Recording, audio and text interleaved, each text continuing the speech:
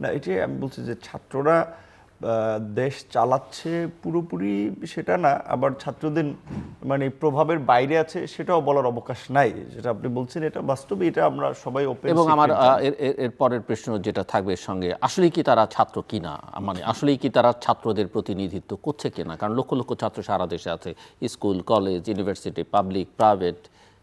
না, এইটি আপনার ওই প্রথম প্রশ্নের ব্যাখ্যাতে আমার এইটি উত্তর ছিল যে ছাত্ররা বলতে যে আমি ঢাকা বিশ্ববিদ্যালয়ের নির্বাচিত ভিপি হিসেবে আমি ছাত্রদের প্রতিনিধি ছিলাম, তো তখন আমার একটা স্টেটমেন্ট কাজকর্ম কিছুটা ছাত্রদের প্রতিনিধিত্বই করত। কিন্তু একটা ছাত্র সংগঠনের যখন প্রতিনিধি, তখন সে শুধু সংগঠনের বৈষম্য বিরোধী আন্দোলন সরকারি চাকরিতে বৈষম্যমূলক কোটা সংস্কারের জন্য হয়েছে 18 সালে, কিন্তু এই আন্দোলন আমরা শুরু করেছিলাম। আবার এই বছর আমাদের জুনিয়ররা শুরু করেছে। সেখানে সমস্ত ছাত্র সংগঠন, ইভেন ছাত্র সংগঠন করে না, সাধারণ ছাত্র, তারাও আন্দোলনের যৌক্তিকতা বিবেচনা এবং শিক্ষার্থীদের উপরে যখন ক্রমাগত আক্রমণ হচ্ছে তারা পাশে দাঁড়িয়েছে। এবং যখন সেটা মাত্রা ছাড়িয়ে গেছে, যখন একটা পৈশাচিক বর্বরতা গুলি করে ছাত্রদের হত্যা করছে কিংবা একেবারেই রাস্তায় পিটিয়ে রক্তাক্ত করছে, সেই সময় ছাত্রদের কিন্তু অভিভাবকরাও নেমেছে এবং রাজনৈতিক দলগুলোও তখন শেষ দিকে সিদ্ধান্ত নিয়েছে যে বাংলাদেশের ইতিহাসে মানে এই ডাইভার্সিটি অফ পাবলিক মানে পার্টিসিপেশন এরকম কখনোই ছিল না। ধনী দরিদ্র সাধারণ মানুষ, মানে সব শ্রেণী পেশার মানুষ ছিল এই আন্দোলনে। সেটা আমরা বলছি যে তাহলে আন্দোলনটা কিন্তু আর ছাত্রদের মধ্যে সীমাবদ্ধ ছিল না, আন্দোলন একটা গণ আন্দোলনে পরিণত হয়েছে। হয়তো শুরুটা ছাত্ররা করায়, তারা নেতৃত্বের পর্যায়ে ছিল।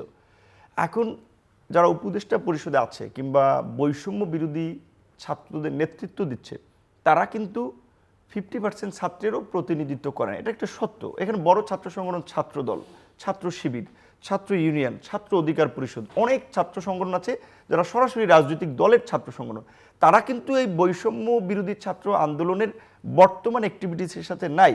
তারা একটা ছোট্ট অংশের প্রতিনিধিত্ব করছে। এবং আপনি যে কথা বলছেন, এই প্রশ্নটিও অনেকের করা উচিত এবং দরকার। আমি দেখলাম যে আমার সাথে কাজ করে বিরতি নিয়েছে 2-3 বছর, চাকরিতে ঢুকেছে, তারা দেখি এখন হঠাৎ করে বিভিন্ন বৈষম্য বিরোধী জেলা কমিটির সমন্বয়ক পরিচয় দিয়ে ডিসি অফিসে, এসপি মিটিং আমি দেখি, মাঝে মাঝে টেলিভিশনেও দেখি যে তার ছাত্রত্ব শেষ হয়েছে আরও 5-7 বছর আগে, আর তারা বৈষম্য বিরোধী ছাত্র আন্দোলনের প্রতিনিধিত্ব করছে। এমনকি এটা দেখি জেলা থেকে উপজেলা পর্যায়ে। প্রথমত এই আন্দোলনটা উপজেলা পর্যায়ের ওই রকমের আন্দোলন ছিল না, শিক্ষা প্রতিষ্ঠান কেন্দ্রিক, এবং শেষ দিকে জেলা বা প্রধান প্রধান শহরগুলো কেন্দ্রিক আন্দোলনটা হয়েছে। এখন অনেক রাজনৈতিক দলের নেতারা বলে যে ইউনো অফিসে, থানায়, ডিসি অফিসে, এসপি অফিসে গিয়ে দেখে এই সমন্বয়ক বা ছাত্র নেতৃবৃন্দ, তারা যেতে পারে তাদের কাজের প্রয়োজন হলে। তো এই জন্য আমি বলছিলাম যে একটা গৌরবোজ্জ্বল ছাত্র রাজনীতির ইতিহাস আছে, ছাত্র আন্দোলনের ইতিহাস আছে। সেই দায়বদ্ধতার জায়গা থেকে কিন্তু আমরা ছাত্রলীগের নির্যাতন নিপীড়নের মুখেও একটা আপসীন লড়াই করেছি শিক্ষার্থী তথা সাধারণ মানুষের ভোট, ভাত এবং গণতন্ত্রের অধিকার আদায়ের জন্য। কিন্তু আজকে আমি উদ্বিগ্ন হচ্ছে এই কারণে যে ভবিষ্যৎ একটা বিপদগামী প্রজন্ম তৈরি হচ্ছে, যে তারা অনার্স আপনার ফার্স্ট ইয়ার, সেকেন্ড ইয়ার কিংবা ইন্টারমিডিয়েটে থাকা অবস্থায় তারা আঞ্চলিক বা কমন শব্দ ইউজ করলে ধান্দাবাজিতে জড়িয়ে পড়ছে।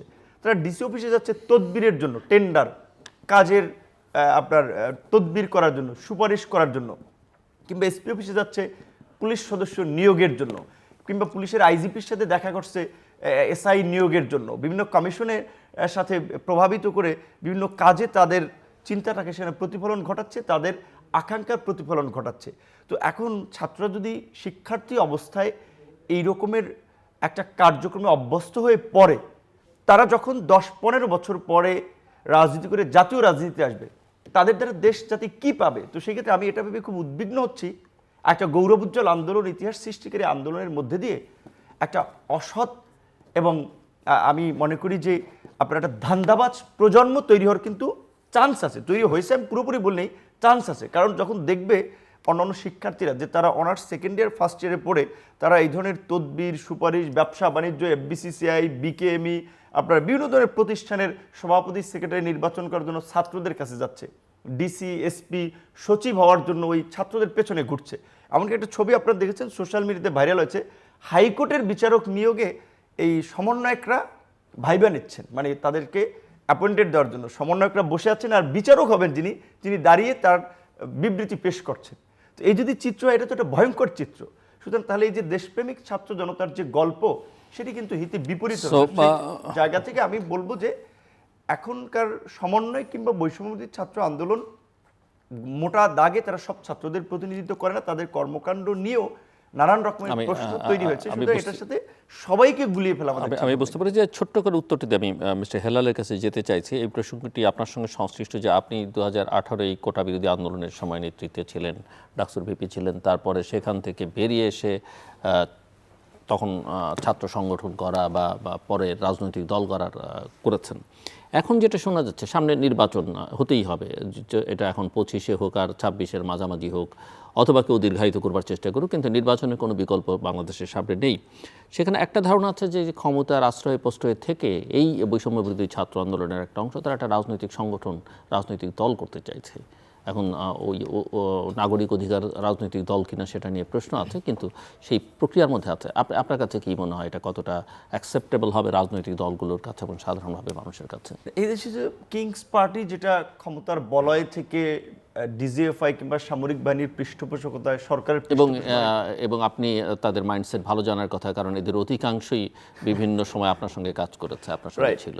না, এখানে আমি মনে করি যে যদি ছাত্ররা, আন্দোলনের সাহসী দেশপ্রেমিক ছাত্ররা রাজনীতিতে পরিবর্তন যেটা দল করতে চায়, সংগঠন করতে চায়, এটা খুবই ভালো চিন্তা, মহৎ চিন্তা। কিন্তু প্রক্রিয়া নিয়ে প্রশ্ন রয়েছে। যেমন এই ছাত্র আন্দোলনের নেতৃত্বের যেহেতু 3 জন নেতা, প্রধান সমন্বয়ক, তারা একেবারেই সরকারে আছেন। সেই ক্ষেত্রে এখন তারা যদি একটা রাজনৈতিক দল করে, তাদের উচিত হবে ওখান থেকে পদত্যাগ করে। প্রধান সমন্বয়ক তো কেউ ছিলেন না। না, প্রধান সমন্বয়ক মানে যারা আলোচিত বা বিভিন্নভাবে একটু পরিচিত, সবাই তো মিডিয়া আসে নাই, মিডিয়ার কারণে যাদেরকে সবাই চিনে, ধরেন আসিফ এবং নাহিদ দুইজনকে কিন্তু সবাই চিনে আন্দোলন আগে, বিশেষ করে মিডিয়া ফেস তারা করেছে। তারপরে হাসনাত এবং সার্জিস।